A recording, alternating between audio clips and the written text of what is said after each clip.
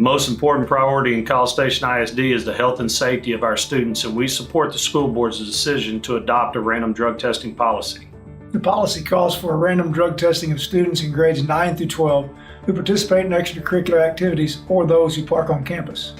This video will provide an overview of the random student drug testing program in CSISD and must be viewed by all students participating prior to signing the consent form each school year. For students under the age of 18, a parent or guardian must also sign the consent form, which is available on the CSISD website or at your high school campus.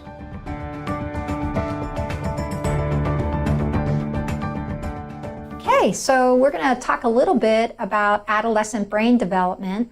The adolescent brain isn't completely developed until about the age of 25. So during that time, in about the 11 to 12-year-old range, you're acquiring new skills, developing new synapses in your brain, and then as time progresses, your brain then starts to prune off some of those areas that you're not needing anymore, and you become a specialist. So if you're going to develop a lot of utility with math, say, that's the age you're going to do it, about 14, 15, 16. That's when your brain's going to be a specialist at math. Or if you're going to be a great musician, that's about the period of time where those pathways will get super myelinated and reinforced, and other pathways will sort of die off. So that's what's happening during your brain development at that time. And at this time, your prefrontal cortex, which actually is involved in a lot of your executive processing, which means that's your capability to, say, delay gratification or make good decisions. That chess game of life that all adults play, the pros and cons. Should I buy a house? Should I not buy a house? Should I spend money on this or should I save my money? Those kinds of decisions are called executive processing decisions. That part of your brain, when you're an adolescent, isn't quite ready to go yet. So you have a hard time strategizing consequences.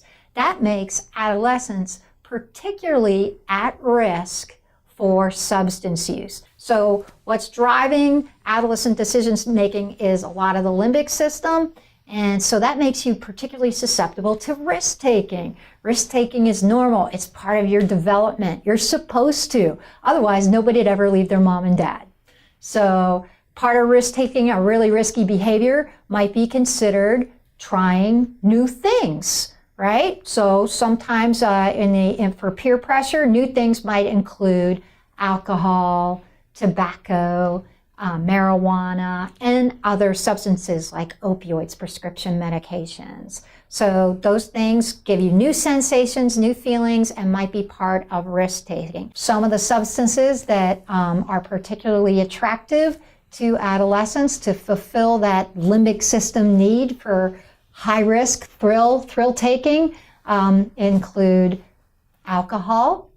Of course, like alcohol definitely has a lot of serious effects associated with it and causes impaired driving, impaired judgment, and over time you'll develop tolerance and dependence on alcohol. So what that means is you'll actually have to drink a little bit of alcohol to feel normal. So it won't be about getting high anymore. Now it'll be about feeling normal.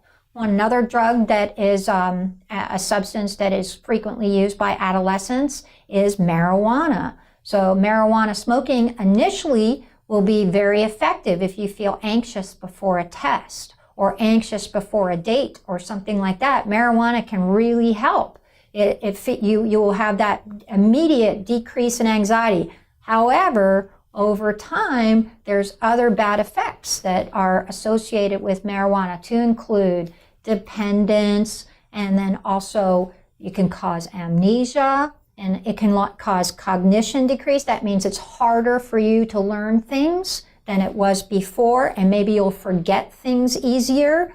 And then additionally, the impact to your life where you're constantly, it's an illegal substance, so you're constantly anxious and worried about possession and obtaining the marijuana. And so it has a lot of implications relative to anxiety. One of the worst substances that we see adolescents getting exposed to is synthetic marijuana. So synthetic marijuana is so bad that the CDC has asked clinicians not to call it marijuana. So we actually refer to it as synthetic cannabinoids. That means that these drugs actually have other effects that marijuana doesn't, including medical implications. So people who smoke synthetic cannabinoids or synthetic marijuana, also known as spice or K2, those are some colloquial names, they can actually experience medical implications, like they could have a heart attack. They could have cardiovascular respiratory arrest and die after one exposure. We've actually seen that. They could have brain swelling causing brain damage and permanent effects. They can have seizure disorders. It is illegal. So if you're purchasing it and somebody's telling you, oh, it's not real marijuana, it's synthetic marijuana, so it's okay, you might think it's okay, but it actually, they've been banned as a class by the DEA since 2011. The other big substance that we're all concerned about is abuse of prescription opioids. They can be, you can initially be exposed to opioids due to a true medical issue, like a broken leg or a broken arm or a strain or sprain, or possibly a dental procedure. And you might be prescribed those by a physician, but then you have this sensation of euphoria. In addition to treating your pain, opioids are also associated with euphoria. They're psychoactive. So that's the piece that actually causes the addiction and tolerance and causes problems later on. So your medical issue has resolved, but now you're still seeking out the opioids.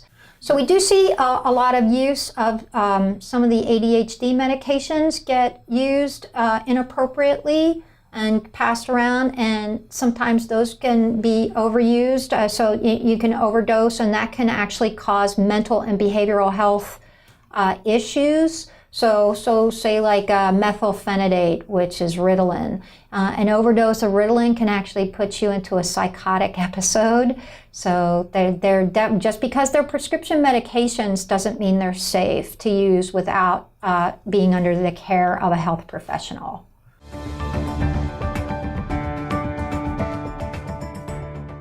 So you might be wondering why CSISD adopted this new policy. This policy was created as a form of prevention rather than punishment. There are 4 primary purposes of the drug testing program. Most importantly, student health and safety. Second, to serve as a deterrent. Third, to offer students credible means to resist peer pressure. And finally, to provide a source of information for parents. All students voluntarily participating in extracurricular activities where students travel, compete, or represent their school outside of the regular school hours are required to participate in the drug testing program. In addition, parents may voluntarily opt in their student into the random student drug testing program if they do not meet the criteria for required participation. Random testing will occur each month at all 3 high school campuses.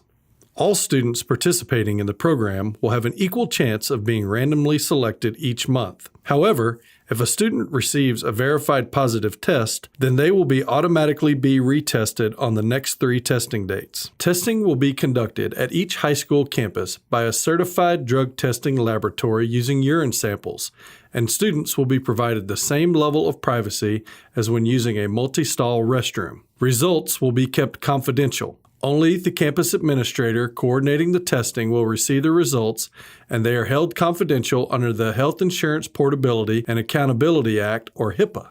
The results will not be kept in your educational record, and only your parent or guardian and extracurricular activity sponsor, such as your coach or band director, will know if a positive result is confirmed. Testing dates will not be announced, and students who are absent on the day they are randomly selected are automatically added to the next testing date selection list. If a student refuses to provide a sample when selected or tampers with the sample, a positive result will be reported and will be subject to the appropriate consequences depending on the previous positive test result, if any.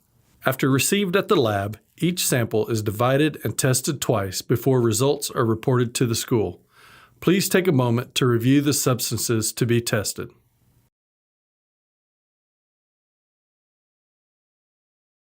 Upon receiving a positive result, the campus administrator will contact the student's parent or guardian to explain the results and consequences, as well as provide information on drug and alcohol abuse prevention resources available in the area.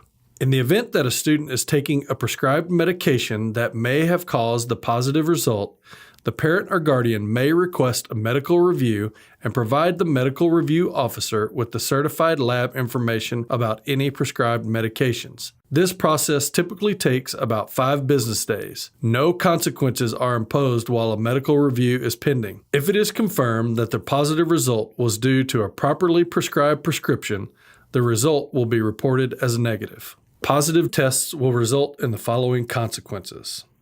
For the first offense, a student is suspended from activity and or parking for 15 calendar days. The student may practice but cannot travel to or participate in competition. For the second offense, the student is suspended from activity and or parking for 30 calendar days. Student may practice but cannot travel to or participate in competition. For a third offense, the student is suspended from activity and or parking for 1 calendar year.